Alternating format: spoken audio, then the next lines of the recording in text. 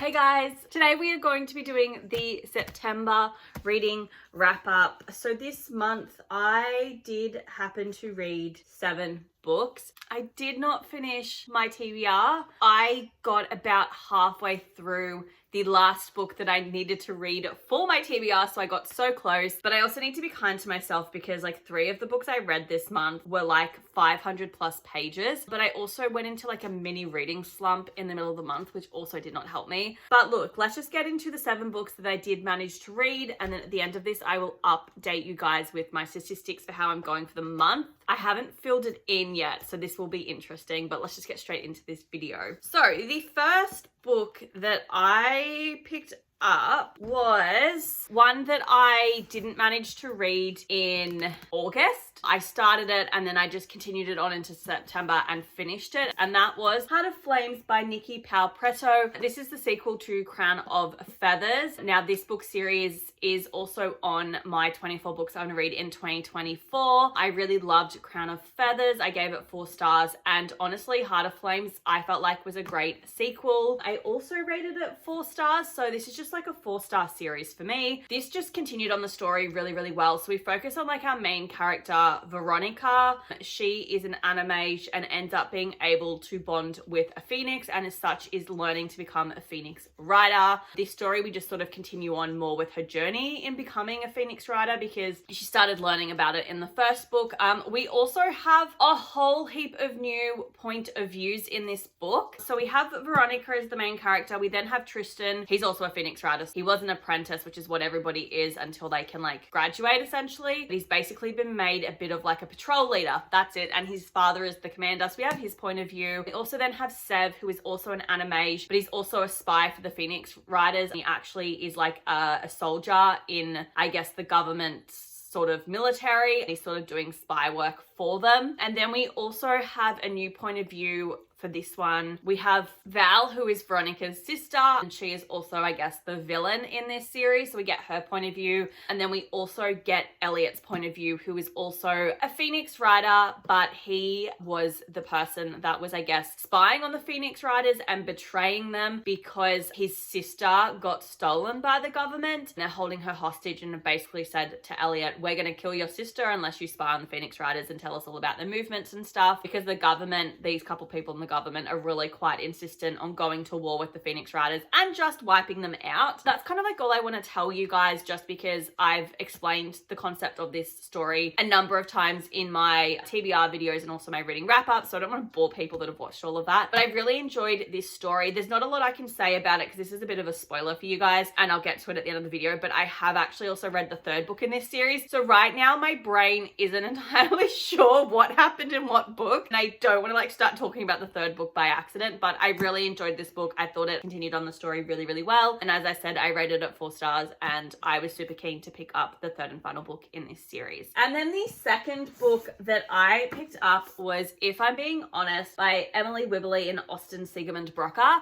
So this is the final book by these 2 authors that I have left sitting on my shelf. I finally read it, but it was one of the books that was left on my 24 books that I read in 2024. I had made it my mission to basically read all of the books I had by this author. This was the one I was least looking forward to, and honestly I enjoyed it more than I was expecting. We focus on our main character, Cameron. She's a popular girl and she's also considered a bitch, and she's essentially considered a bitch because she speaks her mind and just says what she's thinking, but doesn't really have awareness that what she's saying could upset or offend somebody. And so that's why people think she's a bitch, because she doesn't sugarcoat things. So her parents are not together. Her father basically just sends child support but wants nothing to do with Cameron. Her mother just basically leeches off of the child support, doesn't have a job because she's trying to become an actress, and Cameron has basically had to raise herself essentially because she's got 2 parents that for the most part don't really care about actually raising her, and she's really desperate for her father to recognize her and just applaud her for her achievements. And she's trying to basically win an internship with his company that he works for. Then her mum has a really good friend who has a son, and they always go running together, and she decides decides that she wants to date him now because he's now seen as being successful. It's really important for her that she knows people's motivations and where they're going in life, because she doesn't want to end up with someone that has no goals and isn't motivated, because that's essentially her mother in a nutshell. So once he gets on, like, I think the school soccer team or something, she decides that she's going to make a move on him, and he gets a little bit offended by it because he realizes that she's only interested in him at school now because he's on the soccer team and he's not going to be embarrassing. So he basically tells her that she's a bitch. So then she embarks on this whole journey to try and change herself and make herself less than a bitch, but it causes issues with her current friends. Overall, I did rate it 3 stars. I didn't super love it. I liked it more than I was expecting to, but honestly, it was very YA and I was just very not into it because of that. I couldn't decide if I liked Cameron or not. I hated both her parents. I didn't really like any of the characters, in all honesty. I read it. I wouldn't recommend it, but like, I'm glad it's read now. And then the third book I picked up was one that I was super excited to read this month, and it was Mysteria by Adeline Grace, which is the third and final book in the Belladonna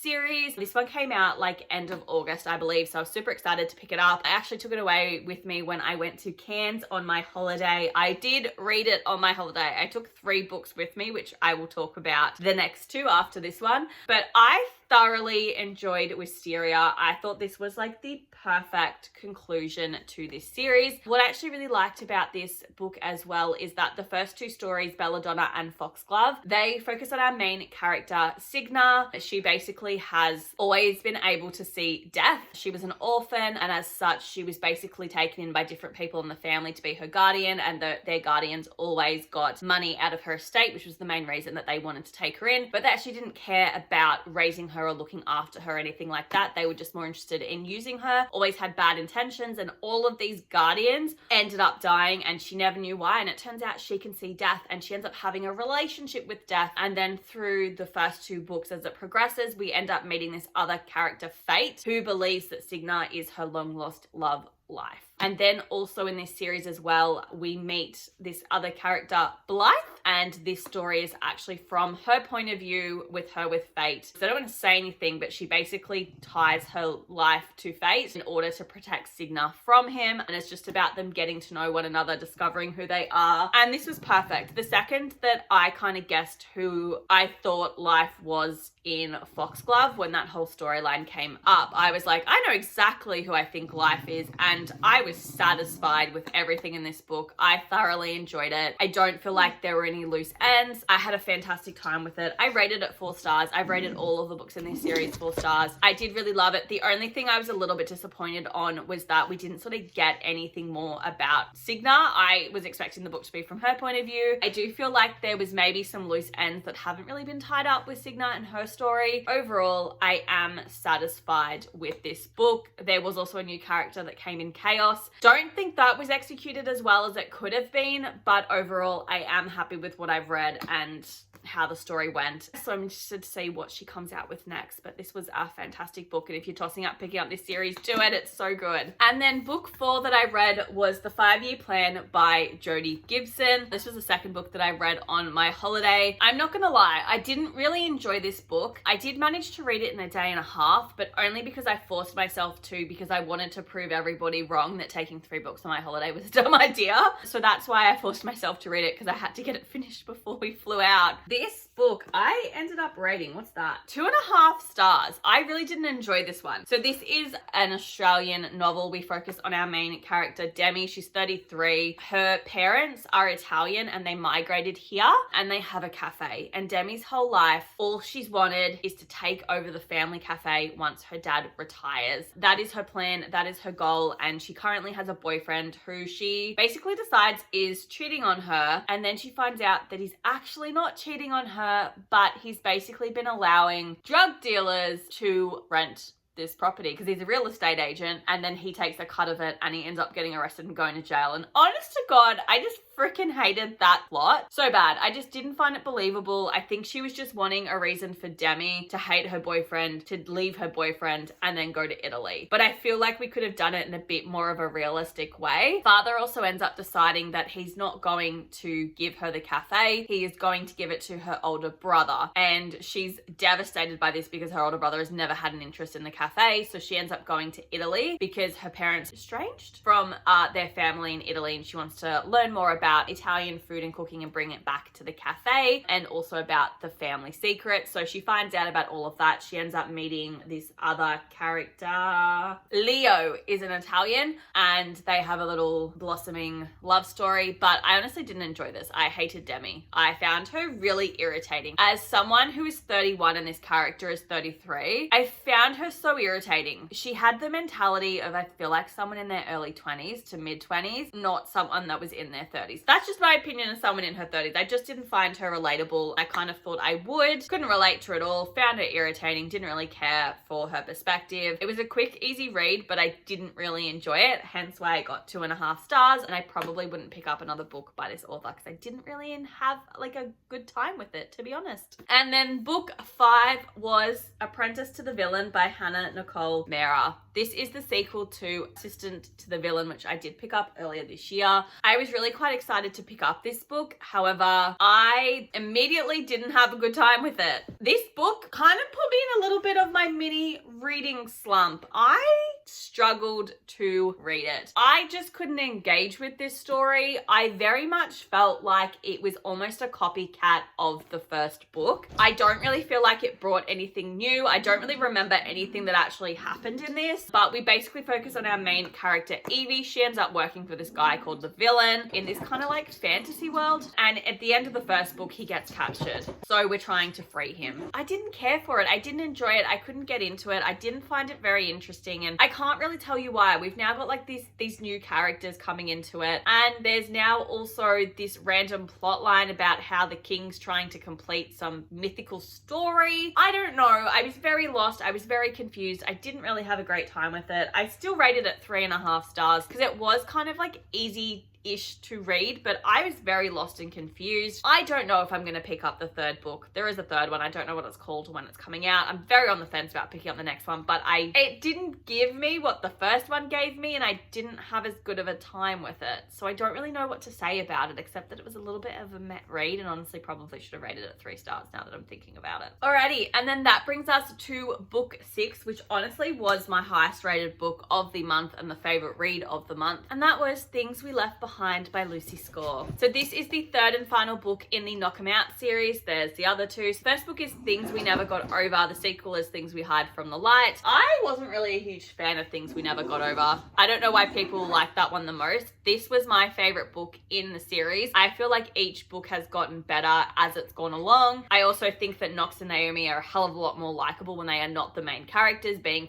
in their like heads was just irritating and I couldn't stand it. Each book focuses on a different couple in this town, Knock 'em Out. The first book focuses on Knox and Naomi, and then the second book focuses on Knox's brother Nash. Oliver is having a great time with his toy right now, so I do apologize that you can hear him going crazy in the background. And then it also focuses on Knox's friend Lena. And then this one focuses on Sloane, who is a librarian and who is also friends with Lena and Naomi. And then also Lucien, who was the boy next door, but also friends with Knox and Nash. And this is the book that I have been waiting to read in this entire series since the second that I met Sloane and Lucien. I thought that they were the most interesting two characters. I loved this. I thought it was fantastic. I got exactly what I wanted from Lucien and Sloane's story. We found out why they kind of have this little bit of this love to hate relationship. They both are still really invested in one another. They also sort of start up a bit of a sexual relationship with one another. Her father passes away in this story at the very beginning, so she decides that she doesn't want to waste any more time. She wants a big family, so she needs to put herself out there dating to find a man so that she can get pregnant, because she is in her late 30s and the biological clock is ticking. And obviously Lucien has a problem with her doing this and every bloke she tries to date. And then also through this book as well, we still have the main plot line of that sort of criminal gang that's going on, and everything I felt like was tied up really, really well in this story. I don't have any complaints. I'm really happy with how Lucy Score tied it up, to the point that I want like 1 billion special editions of this book. It made me laugh. It made me cry. I had a fantastic time with it, and I thought it was fantastic and the perfect conclusion to this series. And I did end up rating it 4.5 stars. And then book 7 is Wings of Shadow by Nikki Powell-Preto, which is the third and final book in the Crown of Feathers series, as I said. Once again, perfect conclusion to this series. It just seems to be a bit of a trend with the 3 final books in the series I read this month, but I had a great time with this book. It wrapped everything up perfectly for Veronica and the Phoenix Riders. I have no additional questions. Like, I'm happy with what happened. I feel like with fantasy novels, it's especially with YA fantasy novels, I think it's very obvious to tell what's going to happen. You know that the villain is going to be defeated, and that's either they're locked up in jail or they're killed. It's always one of 2 options. So you always know going into this not to get attached to the villain. They're probably going to die. And I had no complaints with the book. I thought it was a great time. We got more point of views in this story. We now also had, on top of the other point of views I mentioned before, so we had Veronica, we had Tristan, we had Seb, we had Val, we had Elliot, and then we also got Sparrow's point of view. So there were 7 different points of views in this story, and like, honestly, I'm not a fan of like more than 3 point of views. That's like my limit, but I never felt like once throughout Heart of Flames or even Wings of Shadow that it was one too many, because these people were doing different things and the story progressed really, really well, and I never once felt irritated that we had all these different point of views, and the story came together really well. I was surprised that the final battle went for like 200 pages, but because we had 7 different points of views, they were all on different points of the battle, so it never felt like the battle was dragging on, because when it sort of started to be like, okay, is this going to end soon, you'd switch to a different point of view and then it would progress in a different way. But I do think Nikki Powell-Preto tied this series up really well. I have no additional questions. I'm satisfied with how the story ended. Really glad that I picked this series up, because obviously this now means that this book series that I wanted to read in 2024, I have done so, and I'm proud of myself. But I would also consider picking up another novel by her. She does currently have a like the Bonesmith series out, so we'll see if I pick up another book by her. But I thoroughly enjoyed this. If you're looking to read a really good YA fantasy series that's a bit different from what's out there, pick up this one, because we focus on phoenixes, and who doesn't want to focus on phoenixes? It's a great time. But essentially, should probably tell you what the book's about, even though I just said I wasn't going to do that. But essentially, we live in a world where there was a blood war, and 2 sister queens were on opposing sides of the war, and they both died. And then after that, like, one of them was a phoenix rider, the other one wasn't. The government stepped in and basically decided that we were going to slaughter and kill all the phoenixes and all the phoenix riders, so they've been in hiding. And then 17 years later, we discover that one of the long lost queens that we thought died 17 years ago ain't dead, and this battle continues. That's all I'm really gonna say, but it's great. It's fantastic. I loved it. I had a great time with it, and honestly, like, it was 600 pages, but it never felt like it dragged on once. I was never bored. I had a great time. Highly recommend this series. It was fantastic, and I was expecting to have a bad time with them and struggle to read them purely because of how long they were, but I was engaged the entire time and I had a great time. I rated it 4 stars as well. The entire series was a 4-star read for me. Okay, so they are all 7 books that I read. So let's just run through my statistics. I don't know how well this is going to go, because as I was saying, I haven't actually updated my reading journal yet from September. So if I am correct, of my 24 books that I want to read in 2024, I only read 1 additional book, which was If I'm Being Honest. So that means I still have 5 books left on this challenge. And then on the book series to read in 2024, I read Heart of Flames and also Wings of Shadow, which means the Crown of Feathers series is now finished. And then I haven't started the Slammed trilogy at all. That'll probably be a November problem. So in September, I did also start the month off with my TBR with 93 books. I read 7 and I purchased